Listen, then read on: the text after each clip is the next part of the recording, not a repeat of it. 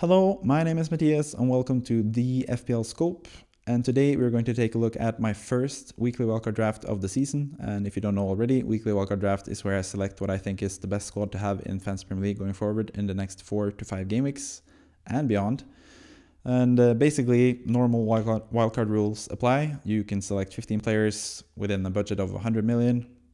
Going to try to select the best possible squad. So if you're someone that didn't play in Game Week 1 and you only started in Game Week 2 and you can select freely out of all the players, this is the squad that I suggest for you.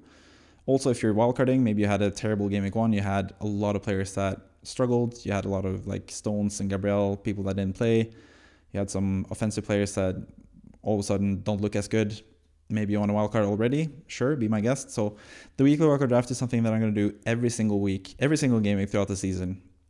So that doesn't necessarily mean that I think you should use your wildcard, but I think it's also going to be useful for anyone not using the wildcard because you'll get to see who I think are the best 15 players within like a 15-man squad within the budget. So yeah, it's also going to be done in like a NBA or an NFL style type of draft where the number one pick is going to be the player that I feel the most sure about going forward, the player that is the most essential to have in FPL, basically. And then the 15th pick is going to be the player that I'm the most unsure about having in my squad of 15 players. So let's just move right ahead with the first player, and that is an obvious one.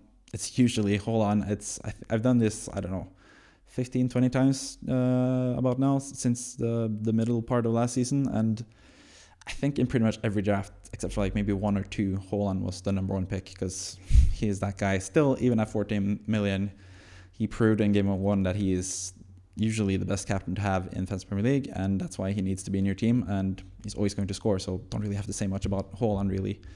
The second pick is the same as last week as well, and that is Bukayo Saka. He got 10 points in his first match, didn't really have too much XG and stuff. Arsenal really didn't really have to attack that much because they already had a 2-0 lead pretty early in the match. People say that Arsenal kind of struggled and weren't that good, but I think they were just coasting. I think they had the game in the bag already, and then Nottingham Forest scored towards the end and got a couple of chances because they pushed on to get a winning goal. And all of a sudden, Nottingham Forest had better XG than Arsenal, and people say like, oh, Arsenal got lucky and Arsenal weren't that good against a pretty weak Nottingham Forest team at home. But I think it's just a coincidence in case of how the match panned out. Arsenal scored two quick goals or quick, at least after half an hour, they scored two quick goals from very low XG as well. Two really nice goals with Martinelli setting up the first one for Nketiah and then Saka scoring the second one. But I have no doubts about Arsenal. I have no doubts about Saka. He's the penalty taker. He's going to play every single week pretty much, apart from a couple game weeks, I guess. It seems like Arteta is doing slightly more rotation now. He's already proven that in Game Week 1 by benching Gabriel Magalhaes. But yeah, Saka is one of the most sure things in this whole game. So yeah, easy pick at number 2. Number 3 is someone that has taken a big step up since last weekly wildcard draft, and that is Ben Chilwell. I had him in my team, so basically the Game Week 1 draft that you're seeing every player compared to with right above me here is my personal draft from Game Week 1. So that's basically the team that I have now. And then the team that you see on your screen is the team that I wish I could have if I had a wildcard now. I'm not going to use my wildcard, obviously, but it's the team that I wish I could have. And Chilwell, luckily, is part of both squads because he was even better than I expected. I had him as the number 8th pick last week, and now he's moved up to number 3. He was even more attacking than I expected, and Chelsea looked better than I expected as well. I thought they were going to lose against Liverpool and potentially get a goal or assist for Chilwell, but drawing against Liverpool and looking pretty good in the process makes me feel a lot more confident about Chilwell, especially with the matches coming up. Chelsea have really good matches, and to be honest, I probably should have more Chelsea players in this team. I only have one more, which we're going to get to towards the end of the video. But yeah, Chelsea are definitely a team to target, and Chilwell is the prime guy to get from Chelsea. It's just, who do you get from Chelsea? That's the question. But Chilwell, nailed, playing super attacking. It's going to get clean sheets, goals, assists, bonus points, anything you could ask for really from a defender. And that also goes the same for Pervis Estepinian, who plays for Brighton. They don't have as good fixtures as Chelsea, so that's why he's slightly lower on the totem pole compared to Chilwell, but they're pretty comparable. They're both super attacking, going to get a lot of goals and assists and clean sheets probably as well. So yeah, I think Estepinian is a season keeper for 5.0. He's even cheaper than Chilwell as well, so that's another reason why potentially Estepinian is more important than Chilwell. But I think these two players, Chilwell and Estepinian, are by far the two best defenders in the game at the moment. So yeah, pretty much no-brainers. Estepinian, 4th pick like last week. the third pick from last week. As yeah, we'll get to that eventually in the video. Number 5, we have another player that is kept from the original team that I had, and that is Bryan Mbeumo. He's actually moved up one spot. He scored a penalty. He had another big chance that he missed. He does that sometimes. Mbeumo, he's a bit wasteful at times. We all know 2 seasons ago he kept hitting the post, and that's what you're going to get a couple times with Mbeumo. But on the plus side, what you're going to get is someone that plays every single game, pretty much every single minute as well. He's on penalties, which helped him get points in gameweek 1. And he also played as a striker. Like, he was by far the most attacking player for Brentford, even more than Johan Wissa, who was listed as like the main striker. But they played in a 3-5-2 system where they had 2 strikers, and Mbeumo was even further up the pitch than Wissa. So I think Mbeumo still looks like fantastic value, especially given the fixtures that they have. Brentford have some of the best fixtures, even after the Newcastle game that you see there in, gameweek 5. Even beyond that, he has a couple good matches. So Brentford are a really good team to target, I think, because they looked okay against Spurs. Spurs impressed against Brentford, but Brentford still looked like the same team. They're going to miss Tony, but not that much, because they are more of a system team than they are getting credit for, potentially. And Mbeumo was fantastic without Tony last season, and he seems to keep going as well, just keep scoring every time he's on the pitch when Tony is not. So I think he's still like a no-brainer pick, really, Mbeumo. There are a lot of good midfielders, so I guess you can't say a no-brainer pick. He's a step below, like a tier below the other 4 players we have already, but he's still pretty nailed in my team, and I'm not looking to sell him at all in the near future.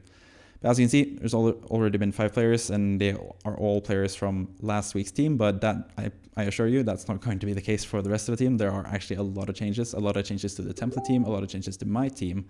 So yeah, I think in general, it's a pretty interesting team, because it is quite different from like the genuine template team that you currently see mostly with pretty much every squad. So yeah, I think this is a way more fun team to have going forward if you're lucky enough lucky enough, I guess. If you're starting gameweek 2, maybe you're not that lucky, but anyways, it could be a fun team. So coming up are some new players, and first of all, we have a new one, and that is James Maddison, who is going to be in pretty much every single team pretty soon.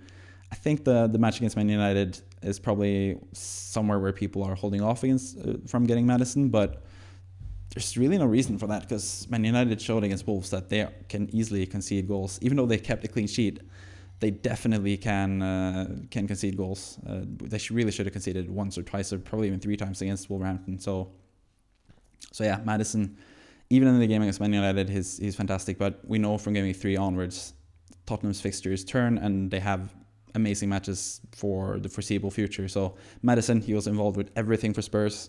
Takes free kicks. He got 2 assists as well. One of them really lucky, but he should have had more assists, to be honest, as well. He had other passes that should have been converted into goals, but Maddison is going to be the best pick from Spurs, it looks like. Might potentially be on penalties, don't think so, but he's going to be on free kicks at least. So yeah, even for 7.5, it's worth it in my opinion. Next up, we have another player who has gotten another bump from the news today that sadly Kevin De Bruyne is going to be injured. He's going to be out until 2024, it seems like, at least. So in comes Alvarez, who in the 10 matches where De Bruyne didn't play last season, he started in 7 out of he played a full 90 in 7 out of the 10 matches that De Bruyne didn't play. And he played 822 minutes. So he started in 10 matches when De Bruyne didn't play, and he played 822 minutes out of 900. So he only got subbed off 3 times. So it seems like his playing time is going to go through the roof now with De Bruyne out for the foreseeable future. He also scored 6 goals and had 1 assist in those 10 games, which is really good for a 6.5 forward. You can't really ask for much more than that.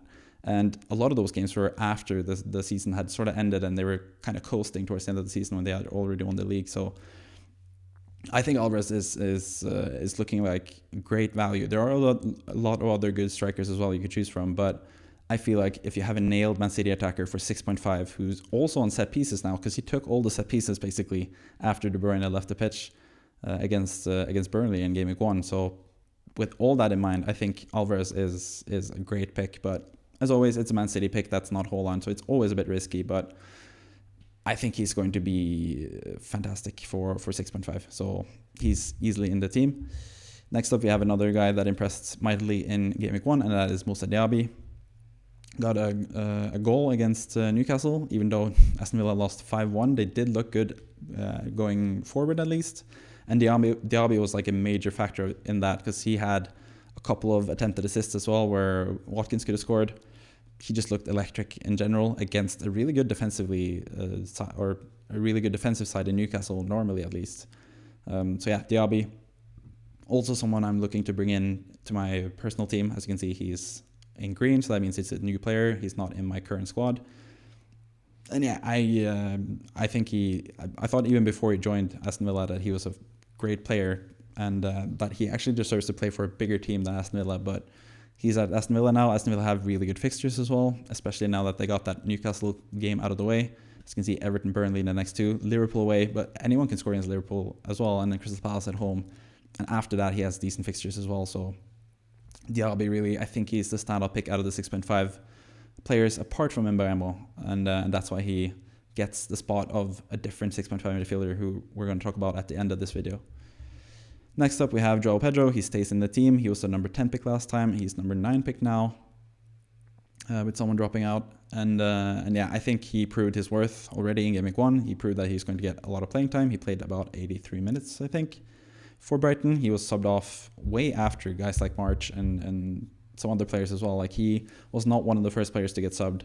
He's going to play a lot of minutes. He's on penalties. He converted a penalty. He had a big chance to score as well earlier in the game.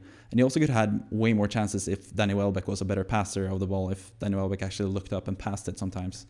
And we know that Evan Ferguson is going to join the team at some point, or most likely from Game Week 2 actually is going to be a starter. So Evan Ferguson is also like a decent differential shout for you in the team, but seeing as he's not 100% certain starter yet, Ferguson, and they have pretty tough fixtures coming up pretty soon, maybe not Ferguson for now, but João Pedro, I think for the next 2 matches at least, is going to be really good. After that, potentially there's a Chelsea striker who might be lying in waiting, and that is Nicholas Jackson. I'm still kind of worried though about Nicholas Jackson or Chelsea at least buying a new striker. They seem to be buying players left and right, so why not buy another striker as well? So that's the only reason that I'm slightly worried about Nick Jackson, but he's also certainly a candidate for this team. And yeah, don't think that I forgot about Salah, because he was in my Game Week 1 team, and he's obviously my captain in Game Week 2, and he's also in this team. And the reason that he's fallen down a bit is kind of just more logistically speaking, because I had him in Game Week 1 with a plan of selling him in Game Week 3. But with my plan of selling him in Game Week 3, I'd have 2 transfers to use. And that means I could sell Salah and buy someone like Diaby for 6.5, and then upgrade someone and using a lot of that money to upgrade someone straight away without doing a hit or anything like that. But for anyone starting in Game Week 2 or wildcarding in Game Week 2, you only have 1 transfer in Game Week 3 when you want to transfer out Salah potentially after a successful captaincy in Game Week 2. So logistically, it sort of doesn't make sense to have Salah higher in the draft. I guess maybe maybe I haven't thought this through properly, but yeah, I think for Game Week 2, he is the best captaincy option. So it just depends. If you really like the hold-on captaincy shout against Newcastle, it is at home after all, against Newcastle, who did concede a couple chances to Aston Villa. Maybe you just prefer hold-on, and then you could ship Salah out of your team. So Salah is by no means nailed, but I think he's the best Game Week 2 captaincy option, especially after he was mad getting subbed off. He responded really well to getting mad in the 2021 season, I think, where he had a goal and an assist in the following match after being subbed off and being angry about it. So, but later on in that season, he was also angry after being subbed off and then responded with 2 blanks. So you never really know. But against Bournemouth at home for Liverpool, I think they want to really prove to the Anfield audience, or Anfield, the fans in attendance at Anfield, that they do actually have a lot to offer this season, and that they're kind of embarrassed now with Chelsea getting both Romeo Lavia and Caicedo. So yeah, I think Liverpool have something to prove. Salah has something to prove. So I think he's the best captaincy option in Game Week 2. But if you don't think so, you can downgrade him to a different player. There is a major midfielder missing here that I'm going to talk about at the end of the video, where we reveal the players that dropped out of the team. But moving on to number 11, we have a third defender, and that is Rico Henry. He was one of the defenders that impressed me the most in Game Week 1. He played as a wingback because Brentford, like I said with Mbeumo, they played in a 3-5-2 system. So that means Henry plays as a wingback, and he was super attacking, super offensive, created a couple chances, got an assist as well, I think. And yeah, with the fixtures that Brentford have, and 4.5 for Henry only, playing as a wingback, playing as a super attacking wing back at that. I feel like he's the third best defender, even though it's quite a bit up to the levels of Estupiñán and Chilwell. He's not quite at that level, but I feel like he's the third best defender, barely ahead of Destiny Udogie, who I think is maybe the third best defender. But Udogie looked pretty good as well in Game Week 1 against Brentford. It's just Brentford had this low block that they usually have where they kind of counterattack. They have a lot of players in around the box, making it difficult for players like Udogie to be the best that he can be, because Udogie is someone that thrives when there's a lot of space to run into between sort of the defensive lines, between the right back and the center back and stuff. But those spaces weren't that open against Brentford, so he struggled a bit more offensively. But he did show some nice signs offensively, and he also showed that he's completely nailed. No worries there. Reguilon is not going to take his place. No issues with playing time for Udogie, and yeah, for 4.5, I think that's a great value, especially considering he has really good fixture rotation with Estupiñán. If you want to bench Estupiñán, if that's the case though, but yeah, you have another great option in Udogie for 4.5. So that's the fourth defender. It's also the first bench option, I guess, or second bench option, because you can't play all 8 attackers at once because you're not allowed to. But moving on, we have yet another defender. The goalkeepers are the most uncertain spots. So yeah, we finish up with the final defender, and he's a guy that's actually blanking in this current game week, but that doesn't really matter, seeing as how strong our team looks for game week 2. Kabore can blank in game week 2, and then game week 3 he also has a tough fixture against Chelsea away, but after that he has great fixtures. And Kabore, Luton looked a bit susceptible to conceding goals against Brighton, but they also looked like an attacking team that actually created a couple chances against Brighton as well. And Kabore played really offensively against Brighton and impressed in my eyes, at least. So for 4.0, I think he's the best defender, especially since you don't really need him in the first couple game weeks, and he's more an option if you need to. When there's injuries, there might be rotation, there might be some other stuff that happens as the season goes along. So I feel like this is a pretty strong outfield team. It's just the goalkeepers I'm a bit unsure about. The first one is the second goalkeeper, or the second Chelsea player I alluded to, Robert Sanchez, who is now the first goalkeeper for Chelsea for only 4.5. So I think currently, if Chelsea don't get another goalkeeper, I think Sanchez probably the goalkeeper of the season from now on, especially with the Chelsea's fixtures turning now. He's probably going to start for at least the next 2 or 3 games before Chelsea get a new goalkeeper. If they get a new goalkeeper, we'll see.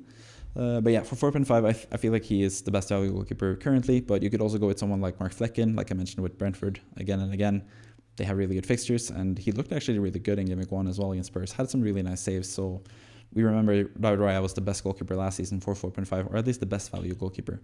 So this could have been a different player as well, but we'll get to who has dropped out, because as you can see, there are a lot of green names here, and we have another green name, Areola, who I've slightly preferred over the other 4.0 backup goalkeeper, because Areola is starting, and yeah, we'll get to that actually. I don't really have to talk that much about Areola. He's just a placeholder for the second goalkeeper, I guess. But since he started in Game Week 1, and West Ham are a decent team at least, I think I prefer him. But as you can see, there are 1, 2, 3, 4, 5, 6 players in green, and that means there are 6 players that dropped out, including the number 3 pick, which I think is kind of harsh, because the number 3 pick last week, the guy I was the third most sure about going into Game Week 1 was Marcus Rashford. But Man United looked terrible against Wolverhampton, and that has put a lot of people off the double Man United cover with Rashford and Fernandes.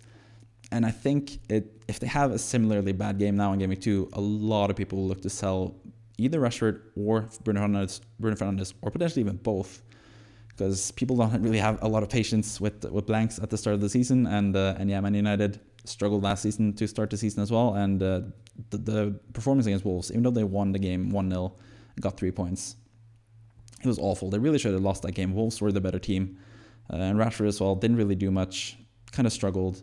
Partly that's because he played as a striker, which he doesn't prefer. He prefers to play on the wing, where Garnacho played, and Garnacho was absolutely terrible. So I think actually Rashford is going to start next game playing against Spurs, and Spurs can concede goals for sure.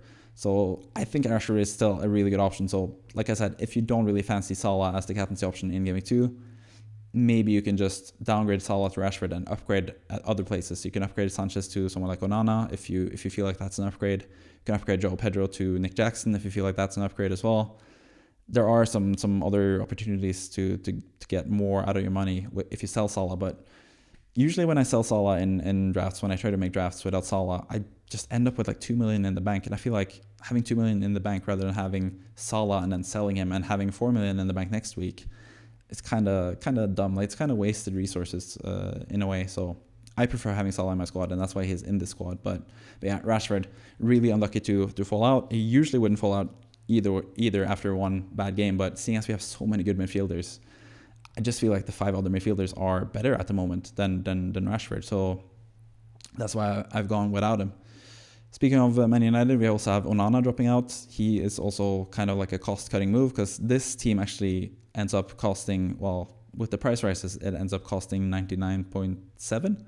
So you still have enough if you're starting with only 100, if you don't have Chilwell and Saka already from gameweek 1, who are the players who went up in price. So yeah, this team comes in under 100 million still, even with price rises throughout the week. I think it should still clear the 100 mark. So you can get this team even if you're starting in week 2 or if you're wildcarding in week 2. So yeah, but yeah, like I said, Onana, kind of cost-cutting move, because we needed the money to be able to afford the whole team. And also, Man United looked shaky defensively. Onana got 9 points, which is fantastic for someone like me who owns him. But it seemed like Man United will concede a couple goals here and there, and especially with Spurs, and a couple of really tough matches after that as well. Nottingham Forest in week 3 is decent at home, but then they have tough fixtures after that. So not 100% sure Onana is the best goalkeeper moving forward. Like I said, a lot of different options. Sanchez, Flecken. You can upgrade to someone like Martinez if you really feel like Aston Villa are better defensively than the 5-1 thrashing they got against Newcastle. Maybe that's not the best example, but yeah. Saliba also drops out. He drops out to make room for Henry. I like Saliba and I like Arsenal. I think it might be a bit harsh, but again, it's a cost-cutting move. That's also something you can upgrade. I think Saliba is a better pick than Henry. The other reason that I removed Saliba is because at first I actually added Guardiola into the team, the Man City centre-back. He's also an option for 5.0. So, but I just feel like spending more in attack and less in defense is more the way to go at the start of the season. Then we have the goalkeeper situation. Matt Turner, he was the number 12 pick last week as the backup or the starting goalkeeper for Nottingham Forest. He has a really good fixture against against Sheffield United in game week 2, where you can definitely play him. I have Onana and Turner, and I'm probably benching Onana to play Turner against Sheffield United, because Sheffield United are that bad, even though they have gotten some reinforcements now with Ben Hamer or Ben Hamer, or however you say it, and some other players as well. I still think Sheffield United or Nottingham Forest again, will keep a clean sheet against Sheffield United. So Turner is not the worst option, but I feel like long term, I think Areola has a better chance of being the starting goalkeeper, because I feel like Dean Henderson is going to join Nottingham Forest at some point, but maybe I'm wrong. Maybe he's not joining. He's also injured for the first few game weeks. So yeah, maybe Turner is the better goalkeeper for the long haul, but I don't know. It's a toss-up between Areola and Turner for me. It doesn't really matter who you pick out of those two. They're not going to play most game weeks anyway. Maybe you should pick Turner just for the game week 2 fixture, I guess. But yeah, Areola, I think he has a better chance across the season to be a starter, and I want my starting goalkeeper to start. I want Sanchez to start anyway, so yeah. Moving on to Eze, he's also another midfielder that had to drop out because Maddison and Diaby were just too good to ignore. I think Eze, he blanked in the first game week, but I think people selling him are kind of crazy. Like, I wouldn't sell him if I didn't have unlimited free transfers, which I have in the weekly wildcard draft. I would never sell Eze because he looked fantastic in the game. Had 5 shots in the box, I think, and had 2 set pieces that were supposed to be goals. Edouard missed a big chance, and Joachim Andersen missed a big chance as well. So Eze looks electric, and he's going to be the talisman for Crystal Palace, especially now that Olise is leaving for Chelsea.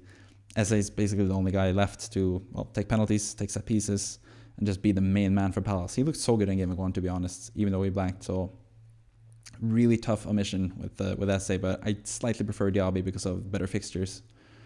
And then finally we have Cameron Archer, again, just an attacker we needed. I wanted to get Alvarez into the team especially after the De Bruyne injury. So yeah, Archer just has to make way. This means that we have a pretty strong team. We have basically everyone except Kabore have like a decent, or Udogie as well. You can bench Udogie and Kabore, and then you can choose. You have to start the 3 defenders, obviously, Henry, Estupiñán, and Chilwell, and then you have to choose one of the attackers to bench. Maybe you think Joe Pedro will struggle a bit against Wolves. Wolves look better than expected against Man United, so maybe Joe Pedro is the one to bench. Maybe you want to bench Mbuemo against Fulham, who kept a clean sheet against Everton. Maybe that's the guy you want to bench.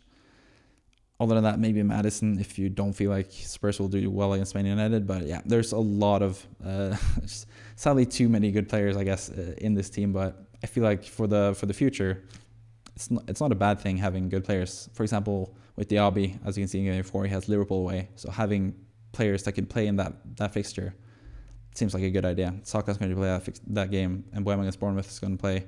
Madison against Burnley is going to play. Salah against Aston Villa can play even if you want to keep him. That's the other thing. If you want to keep Salah beyond game week 3 or not, that's also something I have to ponder when I make my moves with my own team. But anyways, that has been the weekly Wildcard draft. I hope this was insightful for you. I hope if you are joining game week 2 that you are trying to join the FPL Scope Mini League, as you can see above me here as well. The league code is V9JT0D. Even if you're starting in game week 1, you can join the Mini League. Maybe you had like a fantastic game week and you can go straight to the top of the league. I think I'm 3 points off the number 1 guy currently in the league. Or maybe, I think there was actually a late addition to the league that means that I'm further behind because he used bench boost. But whatever, this is not really relevant for the video. But either way, join the Mini League, subscribe to this YouTube channel, and I'll see you next time. Simple as that. See ya.